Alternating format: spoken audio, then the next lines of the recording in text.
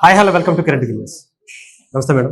నమస్తే మేడం, మీరు చూసుండొచ్చు పవన్ కళ్యాణ్ గారికి పిఠాపురంలో కుల విపక్ష అనేది ఎక్కువగా ట్రోల్ అవుతున్నట్టు. కొంతమంది అక్కడ పనిగట్టుకుని కొంతమంది అక్కడ దిగి ఇది అక్కడ స్కూల్లో చిన్న పిల్లల మధ్య కుల అనే ఒక విధానాన్ని ఆ వయసులో వాళ్ళకి కులం అనేది విషయం తెలుస్తుందో లేదో తెలియదు, కానీ వీళ్ళు మాత్రం వాళ్ళలో ఆ కుల విపక్ష అనేది నింపడానికి ప్రయత్నిస్తారు. దీన్ని ఎలా చూస్తారు మీరు? ఏంది అక్కడ మీరు మాట్లాడినట్టుగా కూడా తెలుసు.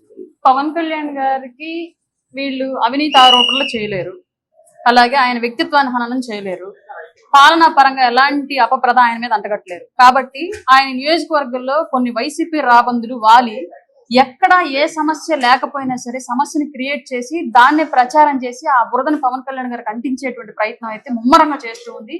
ఇది పిఠాపురం నియోజకవర్గంలో ప్రజలు అప్రమత్తంగా ఉండాల్సిన సమయం. ఎందుకంటే ఈ రోజు పవన్ కళ్యాణ్ గారు పిఠాపురం నియోజకవర్గంలో ఉన్నటువంటి అనాథ బాలికలందరికీ కూడా నెల 5,000 రూపాయలు పెన్షన్ ఇస్తున్నాడు. మాక్సిమం అట్లాంటి వాళ్ళందరూ ఎక్కువ పర్సెంట్ అంత పేదలు ఉండేది ఏ వర్గాల్లో? అణగారిన వర్గాల్లో, దళిత వర్ణాల్లో, ఎస్సీ ఎస్టీ బీసీ మైనార్టీలను ఎక్కువ ఉంటారు. అట్లాంటి పరిస్థితుల్లో వాళ్ళందరినీ ఈరోజు ఆదుకుంటుంది ఎవరు? పవన్ కళ్యాణ్ గారు. అక్కడ ఆయన కులం చూడాలి. అలాగే పిఠాపురం నియోజకవర్గ వ్యాప్తంగా ఉన్నటువంటి వితంతువులందరికీ కూడా సొంత తోబుట్టువులాగా చీరాసారే పంపించి ఆయన అన్ని రకాలుగా వాళ్ళకి అండగా నిలబడ్డాడు. అందులో ఉండేది ఎవరు? ఎక్కువ డబ్బున్న వాళ్ళు ఎవరు, ఏ కులం అనేది ఎవరికి అవసరం ఉండదు. కానీ ఈ రోజు పవన్ కళ్యాణ్ గారు పని చేస్తున్నారంటే ముమ్మాటికి పేదలకే చేస్తున్నారు. ఆల్మోస్ట్ పేదలు ఎస్సీ ఎస్టీ బీసీ మైనార్టీలు ఎక్కువ ఉంటారు. ఈ రోజు పిఠాపురం నియోజకవర్గంలో కుల వివక్షత ఉందని చెప్తున్నటువంటి నాయకులు ఎవరైనా సరే, లేదు అక్కడికి వెళ్ళి యూట్యూబ్ ఛానల్స్ పెట్టి మైకులు పెట్టి మరి ఆ పసిబిడ్డలు, చంటి బిడ్డలు, వాళ్ళకి అసలు కుల వివక్షత అంటే ఏందో కూడా తెలియని, కులం అంటే ఏందో కూడా తెలియని వయసు వాడిది.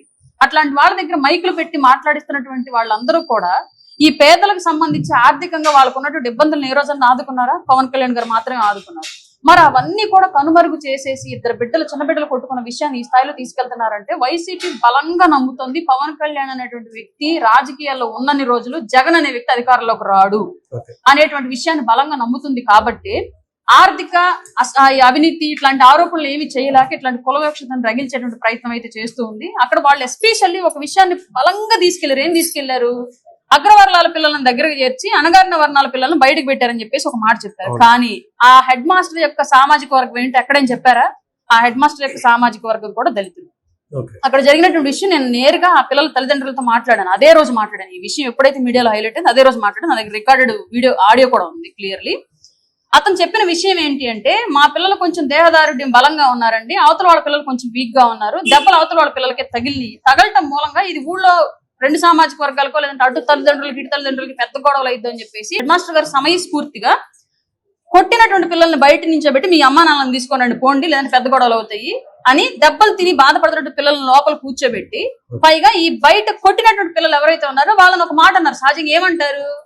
ఈ గొడవలు కొట్లాట్లు మీకు ఈ వయసు నుంచి ఎందుకురా? మనం వెనకబడ్డటువంటి జాతుల్లో ఉన్న వాళ్ళు నిబద్ధతగా చదువుకొని పైకి ఎదిగితేనే మన తల్లిదండ్రులు చేసినటువంటి కష్టాన్ని మనం చేయకుండా ఎదగగలము.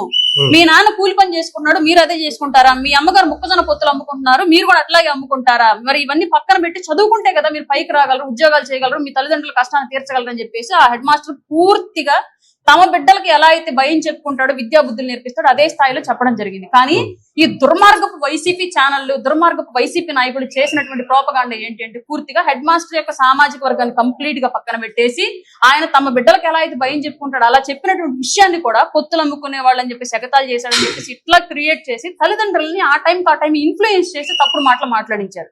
ఇవాళ అదే తల్లిదండ్రులు అక్కడ ఉన్నటువంటి కలెక్టర్ ఆఫీస్ కి వెళ్లి మాకు అదే హెడ్ మాస్టర్ కావాలని చెప్పేసి ఆ కలెక్టర్ ఆఫీస్ లో అర్జీ పెట్టుకునే పరిస్థితి కూడా ఇవాళ నియోజకవర్గంలో ఉంది. అంటే ఇది పూర్తిగా కుక్కుడు స్టోరీని వాళ్ళ సమస్యని క్రియేట్ చేసి ఆ తల్లిదండ్రులు అప్పటికప్పుడు రెచ్చగొట్టి దాన్ని రాష్ట్ర వ్యాప్తంగా ప్రచారం చేసినటువంటి ప్రయత్నం అయితే వైసీపీ చేసింది. అంటే ఇంకా పిఠాపురంలో మొన్న కూడా కావచ్చు, అక్కడ ఒక ఎలక్ట్రీషియన్ చనిపోయినప్పుడు కావచ్చు, ఇప్పుడు కావచ్చు, ప్రతిసారి ఎందుకని పవన్ కళ్యాణ్ గారికి నియోజకవర్గంలోని ఇలాంటి కుల విపక్ష చూపించాలనే ప్రయత్నం చేస్తారు? చెప్పాను కదండి నేను క్లియర్లీ. ఆయన ఈ రోజు ధర్మం పరిరక్షకుడుగా, సనాతన ధర్మ పరిరక్షణకి ఆయన పూనుకున్నారు. సనాతన ధర్మం యొక్క ధర్మం ఏంటి అంటే తమ ధర్మాన్ని తాము ఆచరిస్తూ ఇతర ధర్మాలను కూడా గౌరవించాలని క్లియర్ గా ఉంటుంది.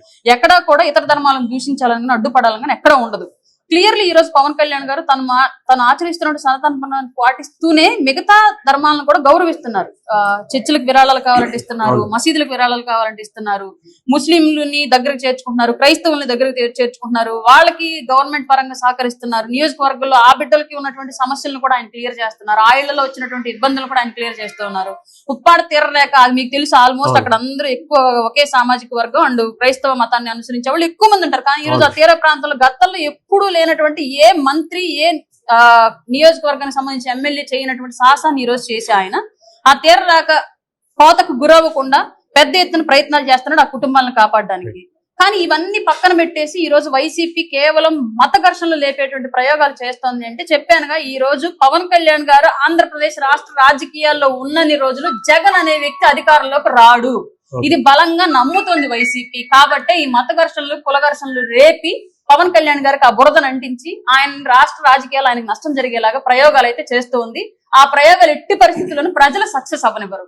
Okay madam. ఇకపోతే కారుమూరి వెంకటరెడ్డి గారు మొన్న పవన్ కళ్యాణ్ గారికి ఈ మంత్రి శాఖకు సంబంధించి అంటే ఫైల్ క్లియరెన్స్ కి సంబంధించి ఒక రిపోర్ట్ వచ్చింది. దాంట్లో పవన్ కళ్యాణ్ గారు వెనుకబడ్డారు ఏంటంటే ఆయన ఇంకా టిఫిన్ అక్కడ చేస్తారు, లంచ్ ఇక్కడ చేస్తారు, ఇదే విధంగా కొంచెం ఎటకారంగా మాట్లాడుతుంది. అంటే ఇంకా పవన్ కళ్యాణ్ గారు ఎందుకని వెనకబడ్డారు, దానికి వైఎస్ఆర్సీపీ ఇచ్చినటువంటి ఆన్సర్ మీరు ఏం చెప్తారు? జనరల్ గా గత 5 ఏళ్లు పోలీసులు వెంటబడి ఆపితే రోడ్డు మీద అడ్డం తిరిగినా సరే గత 5 ఏళ్ల పాటు వైసీపీ గవర్నమెంట్ ని ఎదిరించి పవన్ కళ్యాణ్ గారు నిలబడి ఈ రోజు అధికారంలో కూటమి తీసుకొచ్చుకున్నారు.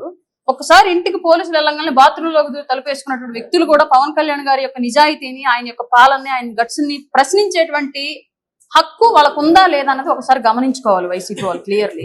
రెండోది ఏంటంటే శాఖల్లో ఫైల్స్ క్లియర్ అవ్వలేదు అంటే వెళ్ళిన ప్రతి ఫైలు మంచిదే, అది క్లియర్ అవ్వాల్సినటువంటి అవసరం ఉన్నదని మీరు ఎలా భావిస్తారు? కొంతమంది వచ్చిన ప్రతి ఫైలు వాళ్ళకి ఏదో ఒక రకంగా ఆర్థిక లబ్ధి చూసుకుని క్లియర్ చేస్తారు. బట్ కొంతమంది ఏంటి, ఈ ఫైల్ వెళ్తే అది ప్రజలకు ఉపయోగపడిద్దా పెత్తందారులకు ఉపయోగపడిద్దా అన్నటువంటి ఆలోచన దూరం ఉండిద్ది. అది పర్టికులర్లీ పవన్ కళ్యాణ్ గారి దగ్గర ఆలోచన ఉంది. ప్రతి ఫైలు ఆయన కూలంకషంగా చదవాలి, దాని మీద ఒక సమీక్ష జరపాలి. ఈ ఫైల్ వల్ల ఎవరికి ఎంత లాభం, దీన్ని ఎందుకు చేయాలి, మనం ఎందుకు చేయకూడదు, ఎందుకు ఆపాలి, ఎందుకు ఆపకూడదు, ఇలాంటి అన్ని కూడా ఆయన పరీక్షించుకొని మరి ముందుకు పంపిస్తారు. కాబట్టి ఖచ్చితంగా పెండింగ్ ఉంటాయి. పైగా ఈయన తీసుకున్నటువంటి శాఖలు 4 శాఖలు తీసుకున్నారు.